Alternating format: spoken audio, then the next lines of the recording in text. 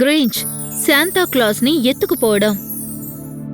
Santa Claus ఉత్తర ధ్రువంలోని హో హో హో లోయలో ఉంటాడు. అక్కడొక పెద్ద సుదీర్ఘంగా వ్యాపించిన ఒక కోట ఉంది. అందులో తన బొమ్మలు తయారు చేస్తారు.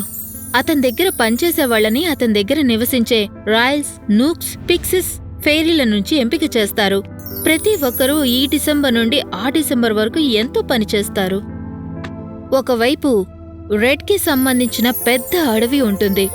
మరోవైపు గ్రీజుండే గృహని కలిగిన భారీ పర్వతం నిలబడి ఉంటుంది. గ్రించ్ క్రిస్మస్ ని ద్వేషిస్తాడు, శాంటాని కూడా ద్వేషిస్తాడు. దయచేసి ఎందుకని అడగొద్దు. అసలు కథ ఏంటో ఎవరికీ తెలీదు. అది అతని తల సరిగ్గా బిగించకపోవడం వల్ల కావచ్చు, లేదా బహుశా తన షూ మరీ బిగుతుగా ఉండడం వల్ల కావచ్చు. కాని నా ఉద్దేశంలో అన్నిటికంటే నిజమైన అవకాశం ఉన్న కారణం బహుశా తన హృదయం 2 రెట్లు చిన్నది కావడం కావచ్చు. గ్రీజు గృహలో తన కుక్క మార్కుతో కలిసి జీవిస్తూ ఉంటాడు. ఒకరోజు మార్కుతో కలిసి సరుకులు కొనటానికి బయటికి వెళ్లాడు. ఓహోహో లోయని దాటుతూ అతను చాలా క్రిస్మస్ అలంకారాలను చూశాడు. ఎందుకంటే క్రిస్మస్ రోజు దాదాపుగా దగ్గరకొచ్చేసింది. అతను ఇలా అన్నాడు, అబ్బా మార్క్, ఇది మరీ దారుణంగా ఉంది.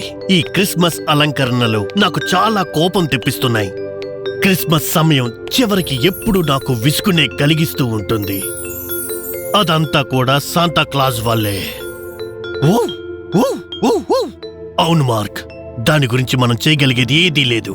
ఓ ఓ ఓ ఏమంటున్నావు మార్క్? శాంతాని ఎత్తుకొని రావడం నిజంగా సాధ్యమే అంటున్నావా? ఓకే, నువ్వు చెప్పిందే నిజం. మనం కనీసం ప్రయత్నించి చూడాలి కదా. అందరికీ ఇది తెలిసిందే. శాంటా హోహో లోయలో ఉన్నప్పుడు ఫెయిరీలు, రాయల్స్, నూక్స్ అతని కోసం సృష్టించిన రక్షణ క్షేత్రం ద్వారా కాపాడబడుతూ ఉంటాడు.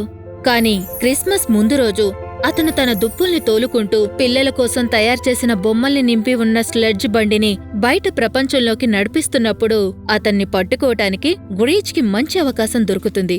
కాబట్టి గ్రీజ్ తన ప్రణాళికని సిద్ధం చేసుకున్నాడు. క్రిస్మస్ ముందు రోజు కోసం ఎదురుచూస్తున్నాడు. ఆ మర్నాడు క్రిస్మస్ ముందు రోజు వచ్చేసింది. గ్రీజ్ ఒక ప్రణాళికతో ముందుకొచ్చాడు. ఏం చేయాలో నాకు బాగా తెలుసు. గ్రీజ్ లోపలే నవ్వుకున్నాడు. ఆకాశంలో చంద్రుడు తెల్లగా మెరుస్తున్నాడు. నేలమీద మంచు మిలమిలా మెరుస్తోంది. శాంటా తన కొరడాని చూపించి వాలి దాటి అవతల వైపు ఉన్న గొప్ప ప్రపంచంలోకి వేగంగా దూసుకుపోయాడు. ఆ పెద్ద స్లెడ్జ్ బండి బొమ్మల సంచులతో నిండుగా ఉంది. రైన్ డేర్లు ముందుకు దూసుకుపోతుంటే మన ఉల్లాసకరమైన పవిత్రాత్మక లింక్ నవ్వుకుంటూ ఈల వేస్తున్నాడు, ఆనందంగా పాడుతున్నాడు. అతను సంతోషకరమైన జీవితమంతటిలో ఏడాదిలో తను అత్యంత ఆనందంగా ఉండే రోజు ఇదే. అతను ఎంతో ప్రేమగా తన కర్మాగారంలో తయారైన బొమ్మల్ని వీధుల్లో పిల్లలకి పంచిపెట్టే రోజు ఇదే. ఆ దుప్పలకి సరిగ్గా తాము ఏం చేయాలో ఖచ్చితంగా తెలుసు. అవి తమ పాదాలు మంచుతో కప్పబడి ఉన్న నేలని తాకనంత వేగంగా దూసుకుపోయాయి. హఠాత్తుగా వెనక కాంతిలో ఒక తాడు దూసుకు వచ్చింది. ఒక పెద్ద ఉచ్చు శాంటాక్లాస్ చేతులు నడుముల మీద పడి వేగంగా బిగుసుకుపోయింది. అతను అడ్డుకునేలోపు, అరిచేలోపు అతను స్లెడ్ బండి సీటు నుంచి పైకి లేచి తలకిందులుగా ఒక మంచు కుప్పలో పడిపోయాడు.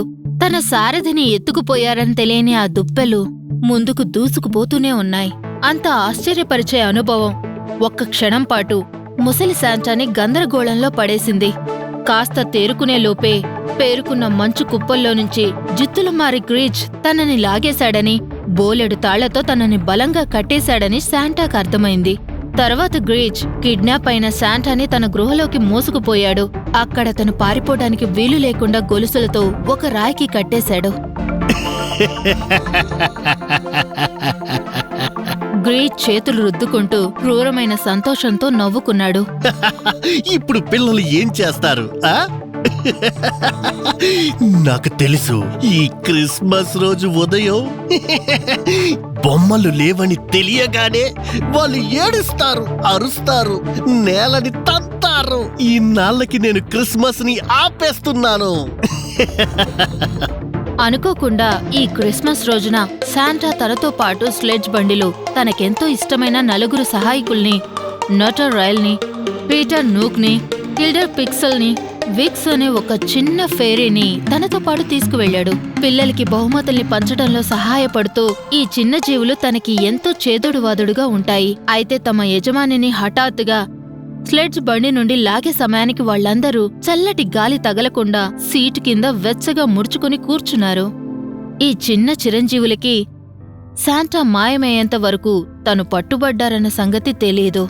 కాని చివరికి అతని ఉత్సాహపరిచే గొంతు వినిపించడం లేదని అర్థం చేసుకున్నారు. వారి యజమాని తమ ప్రయాణంలో ఎప్పుడూ పాడుతూ ఈలలు వేస్తుంటాడు కాబట్టి ఆ నిశ్శబ్దం అక్కడ ఏదో పొరపాటు జరిగిందని వాళ్లకి తెలియచేసింది.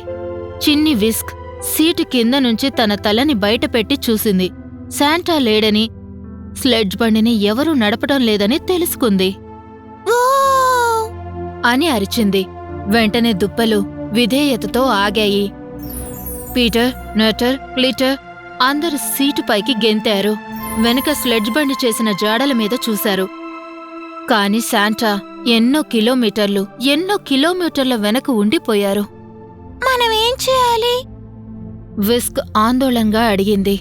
ఈ గొప్ప విపత్తు వల్ల ఆమె అందమైన ముఖం నుంచి ఆ అల్లరి నవ్వులన్నీ మాయమైపోయాయి. మనం వెంటనే వెనక్కి వెళ్లి మన యజమానిని కనిపెట్టాలి. లేదు, మనం ఆలస్యం చేసినా వెనక్కి వెళ్ళినా తెల్లవారేలోపు పిల్లలకి బొమ్మల్ని పంచడానికి సమయం సరిపోదు. మిగిలినన్నిటికంటే శాంతాన్ని అదే ఎక్కువగా బాధ పెడుతూ ఉంటుంది. కాబట్టి మనం వెళ్ళకూడదు. నాకు ఖచ్చితంగా తెలుసు, ఒక దుష్టజీవి శాంటాని బంధించాడు. క్రిస్మస్ ని నాశనం చేయడమే అతని ఆలోచన. కాబట్టి ఆ బొమ్మల్ని పంచటమే మన లక్ష్యం. ఆ తర్వాత శాంటాని మనం వెతుకుదాం. ఇదొక మంచి అర్థవంతమైన ఆలోచన. కాబట్టి పీటర్ నోక్ దుప్పల్ని పిలిచాడు. ఆ విధేయత కలిగిన జీవులు మరోసారి ముందుకు దూకాయి.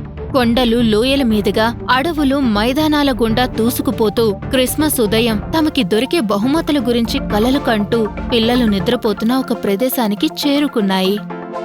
ఆ చిన్న జీవులు తమ కర్తవ్యానికి పూనుకున్నాయి. ఎందుకంటే వాళ్ళు శాంటాతో పాటు చాలాసార్లు ప్రయాణించిన వాళ్ల స్నేహితుడే ఎప్పుడూ నాయకత్వం వహించేవాడు, వాళ్లకి ఆదేశించేవాడు. కాని ఇప్పుడు వాళ్లు తమంతట తామే అన్ని పనులు చేయాలి. వాళ్లకి ఆ పిల్లలు శాంటాకి తెలిసినంత బాగా తెలీదు కాబట్టి వాళ్లు చిన్న చిన్న తప్పులు చేయడంలో ఆశ్చర్యం లేదు. వాళ్లు తమ పనిని పూర్తి చేసి తిరిగి వచ్చేశారు. బొమ్మలన్నీ పిల్లలకి ఇచ్చేశారు.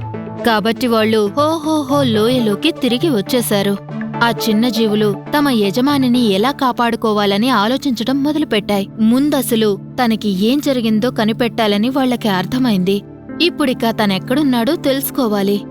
హఠాత్తుగా మంచుకుప్ప కింద నుంచి శాంటా తమని గమనిస్తూ ఇంకా దగ్గరవ్వటం చూశారు. త్వరలోనే వాళ్లు అతన్ని చుట్టుముట్టారు. ఏం జరిగిందో అడిగారు.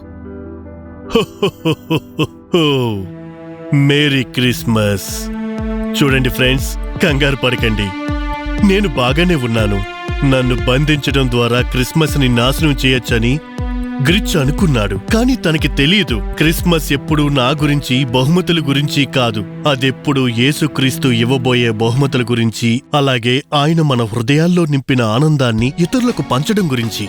గ్రిచ్ శాంటాని అనుసరిస్తూ వెనక నుంచి తమ మాటలన్నీ వింటున్నాడు. తర్వాత తన తప్పు తెలుసుకున్నాడు. ఆ తరువాత శాంటా, రాయల్స్, నూక్స్, పిక్స్, ఫెయిరీలతో కలిసి క్రిస్మస్ సంబరాలను జరుపుకోవడానికి ఆ బండిలోకి ఎక్కేశాడు. We wish you Merry Christmas. We wish you Merry Christmas. We wish you Merry Christmas and a Happy New Year. శుభం.